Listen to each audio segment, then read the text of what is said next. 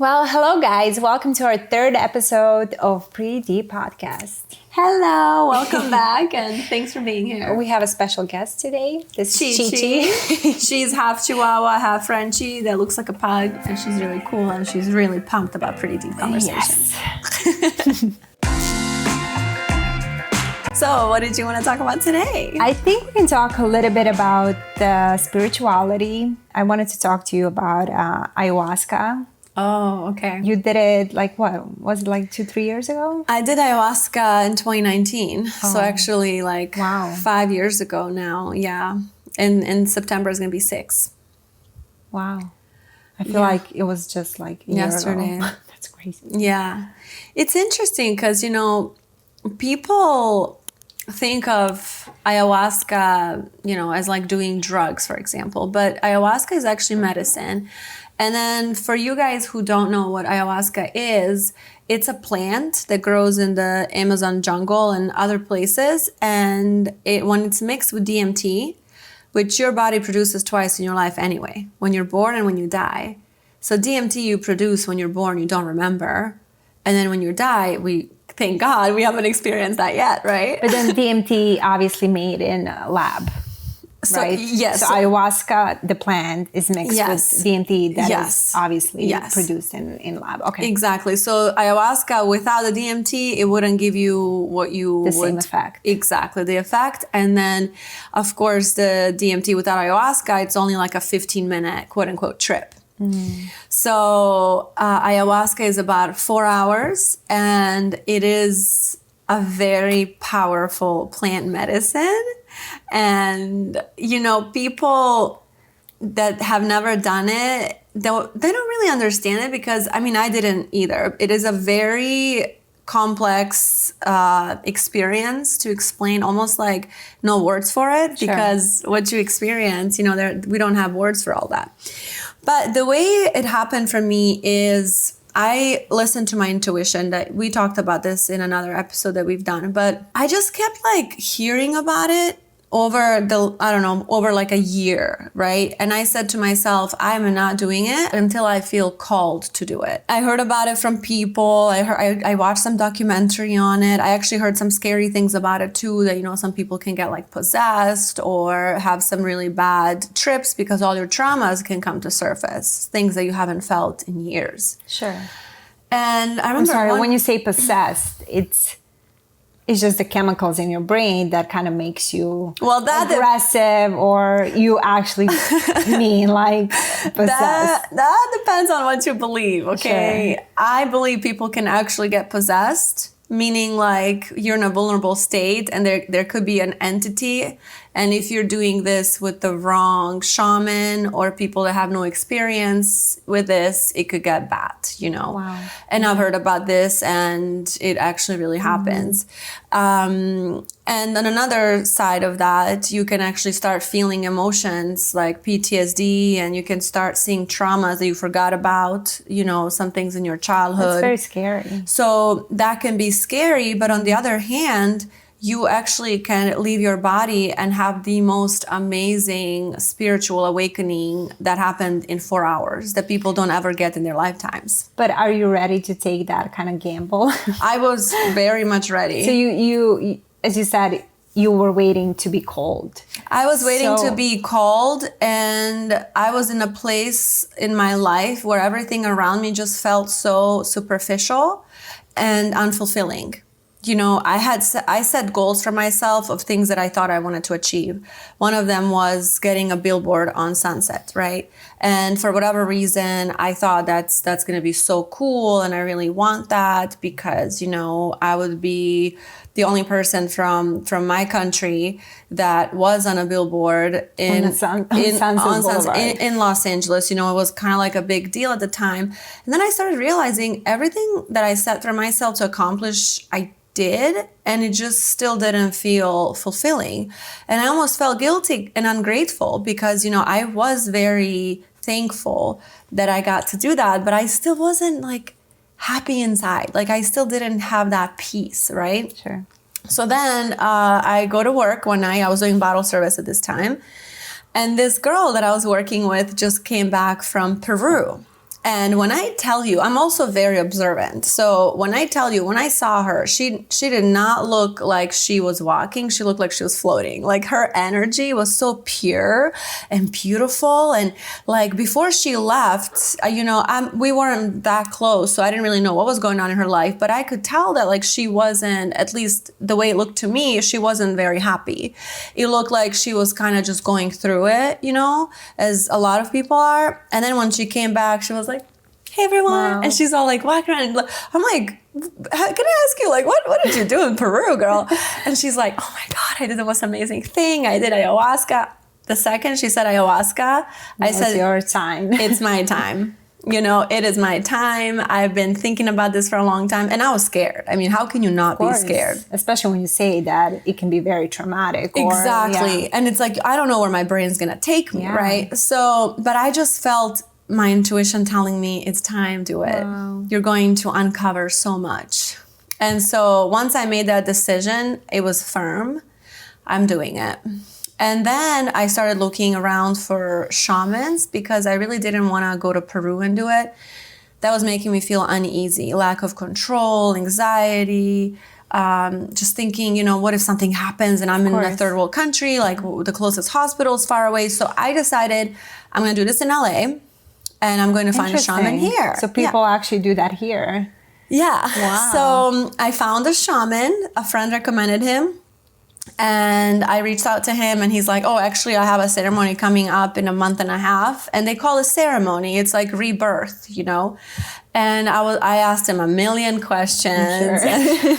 I'm so glad that he was very nice, responsive. He told me to eat vegan for a few days prior to it, just because you don't want to have any anything bad in your body. And when I say bad, I mean this is going to sound... Animal that died. Exactly. This is going to sound kind of crazy, but the animal that died, you get it. Yeah. He came to LA and we met over breakfast. And then I asked him another 5,000 questions because I'm crazy like that. He answered all of them. And I just felt so good about it. I was like, okay, I'm doing this. It's cool. And it was also very reasonable. I think it was $350 or $400, and it was a one night thing, which I also liked, because a whole night. Yeah, but it's like a one night ceremony because a lot of them in Peru it's like a week long thing. So every day you're drinking it. So then it's it's like next level. That's crazy. Yeah. So I get to this house, right? And I'm driving and I'm a little nervous. And he said everyone has to bring fruit with them or something healthy so we can all share afterwards. And I'm thinking how are we going to share? I had no idea what I was getting myself into. And so I'm driving there. I'm listening to cool, a little easy listening music, a little nervous. I get there. And as soon as I got there, it was this beautiful home in the hills. And I parked and I saw these people walking up to the house and everybody was wearing white, because he told us everyone wears white. And I was just feeling good about it. I saw these two girls and then this couple and I'm these people look great. They look amazing. And then the only person I told was my sister, because I knew that my parents would not like that. Of course, yeah. I knew that they would be like, what have you got yourself into now and why? For them, probably that's a drug and it's not necessary. Exactly. Yeah. For them, they would just be like, why are you doing this? They would be nervous, So I didn't tell anybody. Just my sister. She had my address and that was it. And I'll tell you why I'm saying this. You'll know later. But my sister lived with me at this time. And we lived in a 3-bedroom penthouse. So she had her room and I had my room. And I'll tell you later why I'm saying this. So anyway, I see these people walking up. I get out of the car, I go in, I see the shaman. I was like, hey, I was so excited. And everyone's just kind of casually chatting. No one's nervous. Everyone's chill. This girl's like, oh, I've done it 20 times. I was just about to say people probably done it. Yeah, and this guy, he's never done it before that was next to me. So it was a mix of people, some who have done it, some who have not, somebody that never did it and then someone that did it 20 times. The shaman has done it over 400 times. So if that's a real drug, after 400 times, anyone would go crazy. And let's talk about that at the end. Yes. I want to ask you about that. Okay. So basically, then, everyone's chatting and he's like, okay, let's begin, and then everyone kind of sits in this circle. Everyone brought yoga mats to be comfortable and little pillows. And then of course you get a bucket.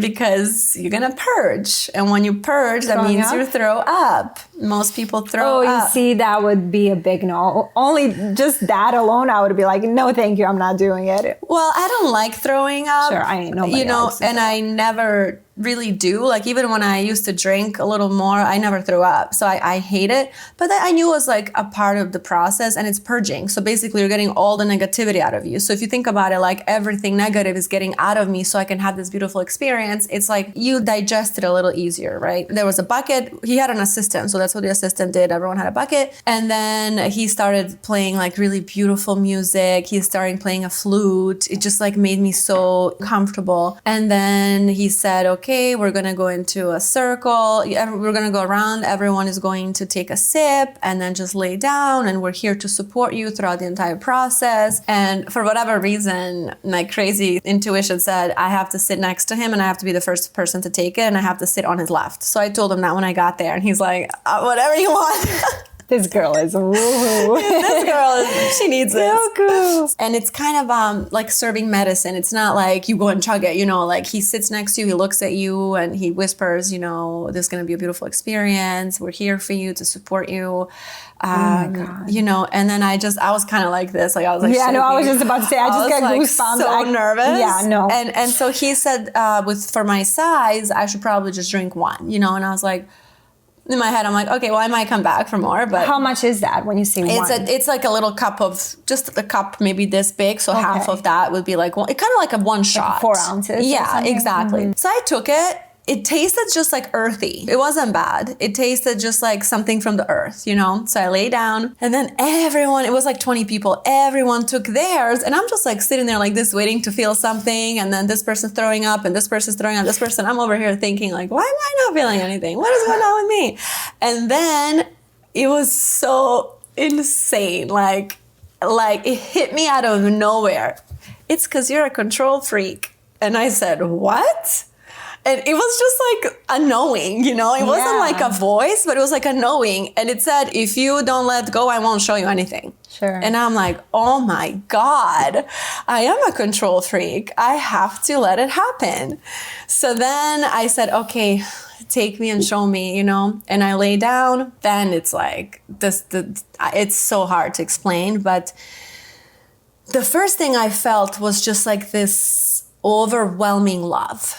And a sense of oneness with everyone in the room, with every plant, with every tree, with the sky, and with just the world, right? So first I felt that. And then it's like, it was so funny because it would show me things, and then me in my head would laugh at that. So it was showing me like, you know, I think at that time I was really thinking about like if I should stay in my relationship or not. And, you know, and it was saying things like, haha, silly you know, you worry about these little things, but on a scale of, you know, of like the size of this world and everything, you and your problems it's like a little tiny little dot in this like humongous dimension of just everything, you know? And it's like, I was like, oh, I'm so silly, you know? But when you say you saw it in your head, so you had a clear vision? Oh, girl, I had so many visions. You're not ready for this, okay? So then I'm laying down like this, and then I start wanting to throw up. So I was like, oh, God, this is so... And then me is saying, oh, this is so embarrassing. And then I'm like, wait, why am I so silly? Everyone else is throwing. It's fine. And I like go and take my bucket, and I throw up. And then all of a sudden I feel somebody putting my hair up. So the shaman is like, you're going to throw up your hair. And he's putting my hair up. And I loved it. And then I just felt like I was in this jungle, right? As soon as I threw up, it started to get a lot more intense. And then I'm in this jungle. And then there's this like humongous bird, okay? And that, like, I felt like this bird took me under its wing. And it was just like going everywhere. And then I'm just like looking around this beautiful jungle and these animals, and then it goes up, and then all of a sudden we're in the mountains and the forests, and like showing me that I am a part of all of this, and all of this is a part of me. But do you feel like you got that vision? Or you kind of maybe thought about the bird? No, I did not. Girl, trust me, I don't think about birds at all. Sure. So like it just happened, you know, and without me thinking about anything. Jungle, why would I think about jungle? I hate lizards, I hate snakes. I don't know when being in the jungle. It just took me there. Wow. And it started with the jungle, but then it went everywhere else. And then I started seeing my past lives, which that was a big, crazy awakening for me because I'm Catholic. I was raised Catholic. And then I'm like, but we don't believe in past lives, right? I mean, but it was just showing me. And that's how I know I was not making this up, because it's like, that's not what I believed in. It challenged all my beliefs. But the past lives just made so much sense, you know. All of a sudden, I'm in this, like, it showed me, it's like visions, and you can go in them and see more of it. And if you don't want to, you can just come back and go to another one. It's almost like one. You're picking. It's almost like, exactly. It's almost like you're in a casino, and you know how like there's slot machines. Imagine if that is all around you, 360 everywhere, and you can just click on anything and you go there. And you see that world, and you come back and see this one. Like, just, it's like everything, the past and the present and the future together. And you realize that death doesn't exist. Death is just a transition. You know, so that was a big one for me, because I was always afraid of death. I went in there, you know, thinking I'm just going to try this, and, you know, and then I walked out a new person. But so let me go back to the past lives, because that's really important. It takes me to this like cracked earth. First I see cracked earth, and I see this like little kid walking on this cracked earth, like barefoot, and then holding a mother's hand. And I look up, and that's my mom, but not my mom in this life. Sure. And we're in Colombia. And I'm like, you're poor. Colombian. And I was like, is this why I'm obsessed with Spanish? Because, you know, everyone's always like, why are you learning Spanish? Like, I learned Spanish. I was so drawn to it. Like, I love salsa. I love salsa. Like, Latin culture in general, yeah. Their culture generally, yeah. And like, Spanish was just so familiar to me. That's so you know? interesting. And then so that made sense. And then all of a sudden, it took me to another life where I was a man in India playing a flute, which that was crazy, because flute is my favorite instrument. Like when I hear any type of meditation, I like it, but if there's a flute involved, it just takes me to the next level. So I was like, India, oh my God. And so it was so interesting, but so challenging at the same time, because I was like, no, I don't believe in this. Don't show me this. It kept showing me. Did you feel any fear during those visions? Like your mind, did it go like, oh, yeah, like, this is scary. What am I doing? You know, did you freak out? No, I didn't freak out, but I had to calm myself down throughout the entire process. So I would go into it, and then I'll be like, no, you know, like the voice in me, like, no. And then I'm like, it's okay. You can get up at any point if you don't like it. You know, I would calm myself down, and then it would just get more and more fun. It was actually one of the most fun. Because you were letting go more and more. It goes back to the beginning. And then it's so funny, because I brought all these things with me in case, you know. So like, I had like my crystal, and then my book, and then my phone right next to me in case I need to call the ambulance. Which is a normal behavior. I feel like everybody that goes for first time, I think they would do the same. You don't know what to expect. Exactly. But then it's like, I remember like in my thoughts and everything, and then it's like, haha, I'm so silly. I have this phone next to me. I was like, why did I even bring that? Like, us humans are so funny. Wow. Yeah. And then like in the middle of all of this, I got up, went to the bathroom. You did? Yeah. So that's one thing that I want people to know is you are never like, you know, when you're drunk and you black out, that happened to me when I was like a teenager, basically. But you don't feel that way. You're still can like, you know what's going on. Nobody can, you know, take advantage of you, or you're still present if you want to be. So it's really like you have free will. But only if you're having a good trip. Because I know one of my friends, he did ayahuasca a couple of years back, and he'd done ayahuasca many, many times, but he had very bad trip to the point where he did not know where he was. He thought he was like homeless. He thought he was lost. So I think as long as you're having a good trip, I think you can do that. Yeah. You see, even what you said in the beginning with being possessed and all of that. Like, so it's all up to... It's all up to you, though. You, yeah. It's all up to you. It's kind of like people that smoke weed, right? Sure. Or any I had drug, a bad trip. And I just tried weed like 3 times in my life. And I thought I couldn't breathe. I said to my friend, take me to emergency right now, you know, and that's just because like it was unfamiliar. So you can have a bad trip, and like the possession, that's a whole nother thing, but that's very rare. That is like very rare, and that's if you go to a really bad place. That's not a reputable place, somebody that's doing this just for money. But if you're having a bad trip, it's like any other drug. You know, you can have the most amazing mushroom experience on psychedelics and then once have a terrible experience. So that's really like up to you. You know, and so anyway, I got up, I went to the bathroom. The only weird thing I did in the bathroom, I like looked at myself in the mirror. I was like, you're so pretty. I love your hair. You're gorgeous. And I never talked to myself like that, obviously. Yeah. And I was like, I love you. And thanks for doing this. And then I was like, you're so silly.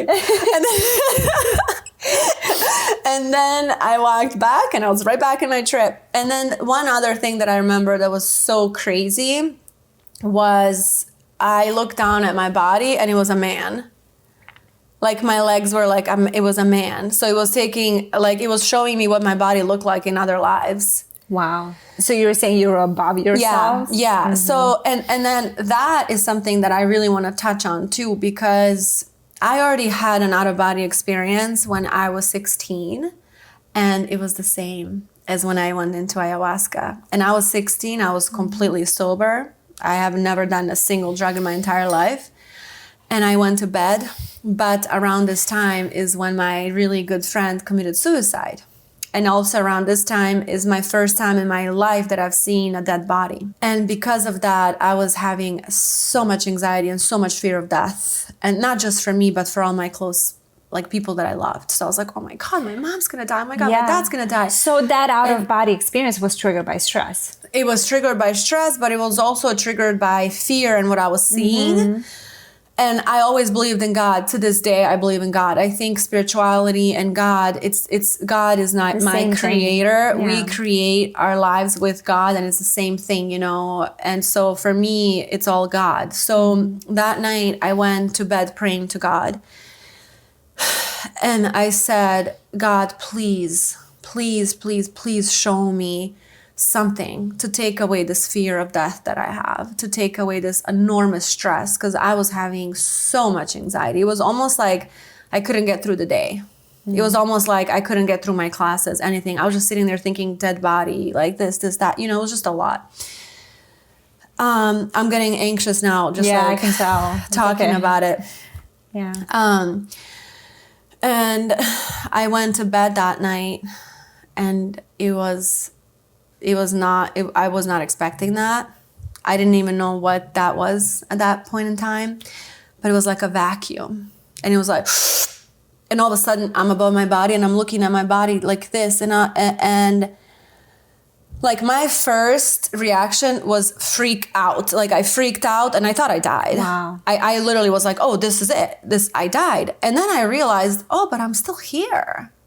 And then I look down and my body is still, people are going to think I'm crazy when they watch this. No, I mean, this is really insane. And I look at it and I was like, oh, wait, but I'm still here. But my body, my soul is here. And then my body is just sitting there with no anything. It's just there.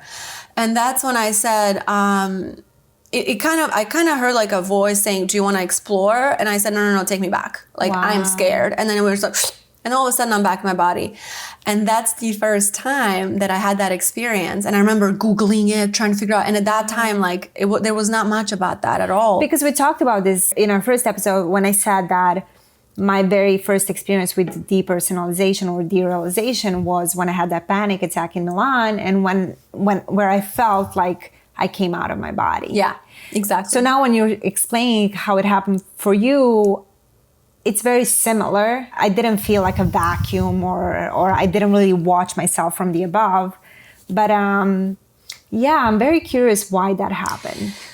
I mean, I've watched so many shows of people who were clinically dead, you know, some for 10 minutes, 15 minutes, some 5. And no matter the background, the religion, their belief system, some even atheists, they all say the same thing as far as being above their body and still being able to hear and see and everything, but they're just not that body. They're no longer that, their consciousness and their soul.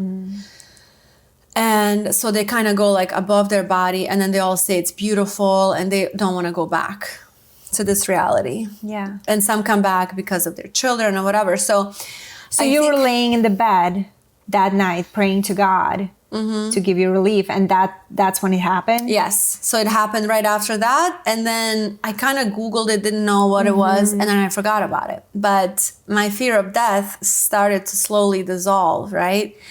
Because I got to see that there is no death. But the other problem is I was questioning myself, right? I was like doubting it. Oh, but maybe it was just a dream. Oh, because when I shared with other people, they're like, no, that's not what happened. You were just dreaming. Sure. So people almost like convinced me that I was just dreaming, you know? So then anyway, fast forward almost 10 years later, I'm doing ayahuasca, and the same freaking thing happens. And my brain remembered right away. I was like, oh my God. Of course. This is what God showed me 10 years ago. Of course you remember. It was traumatic for you. Yeah, and I said, this is what God showed me 10 years ago. Here I am still with this fear of death after he showed me. Why?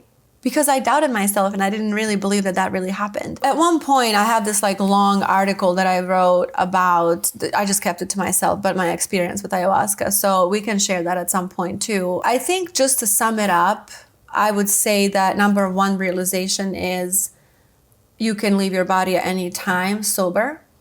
You don't need any drugs. Like we did in Dr. Joe Dispenza retreat. Like we did in Dr. Joe Dispenza. That we can talk about in the next We episode. can talk about, I could really dive into that, deep into that, because that's really so much to learn from that. And if you do ayahuasca, it's completely okay. It's something that really helps you get there. And of course, it's not for everyone. So people really have to really look into it and see what kind of traumas they have. And be cold, right? What do you mean? Like you were called to do it. Yeah. You said you needed a sign, and that girl was your sign. Yeah, right? yeah. I felt called to do it, and just knowing that you have to stay positive, and your brain can go in a very negative direction if you allow it. But that's everyday life. That's me today. Look, now I was having anxiety telling you this because I was thinking, oh, that body, this, that.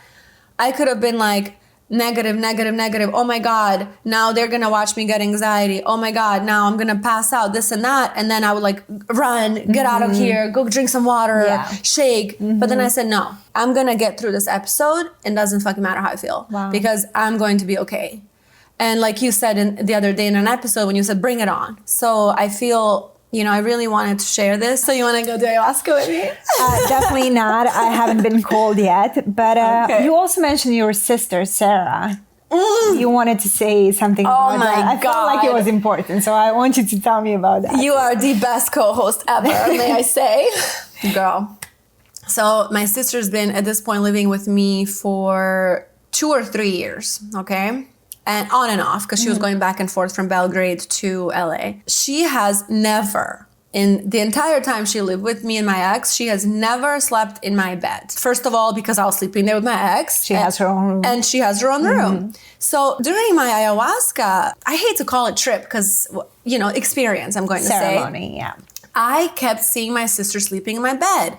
And it just kind of showed me. And I'm like, why does she sleep in my bed? That's so freaking weird. She's never done that. And then I was like, I'm being silly. She's probably not, and then I forgot about it. And then all these other things happen. Another thing is the person that was next to me, and I can say this because nobody will ever know who he was. I felt like he had some kind of issues with his mother when he was 7. So what I'm trying to say here is that we're all psychic, but we forget our powers. That we actually talked about this a little bit. So I was psychic. I knew so many freaking things about everyone that I wanted to know anything about, but I didn't really want to tap into that because I was more it was about you. Interested about me. Yeah, and so I saw him being really hurt and broken because of his mother that she left him when he was 7 years old. And then That's specific. So then that also finished, and then we're all, in this huge, beautiful kitchen, sharing our food, our healthy food that we brought. And he happened to be right next to me, and I said, "Hey, do you mind if I ask you something? But it's like very private." And he's like, "Oh my God, can't get more private than me throwing up next to you."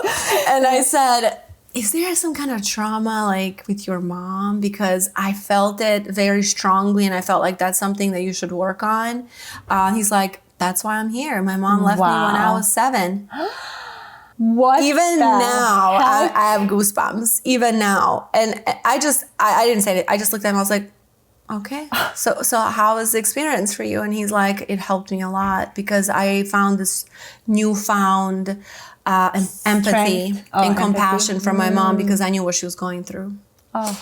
So that was crazy. And then I'm like driving home and I get to my apartment, I get an elevator, press penthouse, go up, blah, blah, blah. And I get to my room and I'm like, oh, what are you doing in my bed? And she's like, oh, I'm so sorry. Because I knew you're going to come home super late and I wanted to make sure you're okay. And my ex was out of town. He was in Vegas, like at some tournament. And she's like, so I just wanted to hear you when you get home to know you're okay.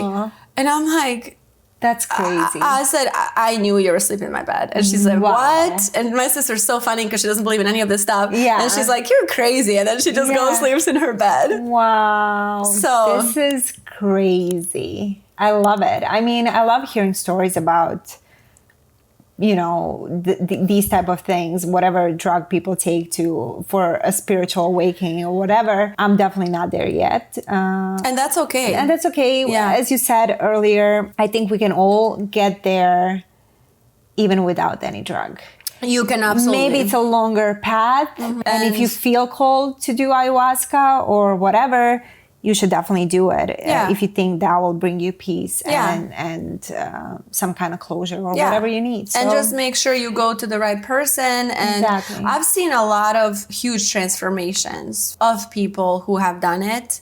And a lot of motivational speakers and, you know, people in the spiritual world like Danny Morel. I really love his videos. And he said that when he did ayahuasca, that's what changed for him too. That's what changed the whole game. So I think it really is very powerful, but you have to be ready, and it is not for everyone. So my question is why your shaman did 400 times. Oh, he did it 400 times because he did 400 ceremonies. And he said that he has to do it every time he does it with people. Oh. So you want to hear something crazy about him? There's something crazy about it. Doesn't work. It works through him if he also takes it, or he would be just like a guy there, you know? Wow. So you all have to be on the same level. Yes. And the crazy thing about my shaman is he doesn't know how to play a flute. He's not very great at it when he's not on ayahuasca.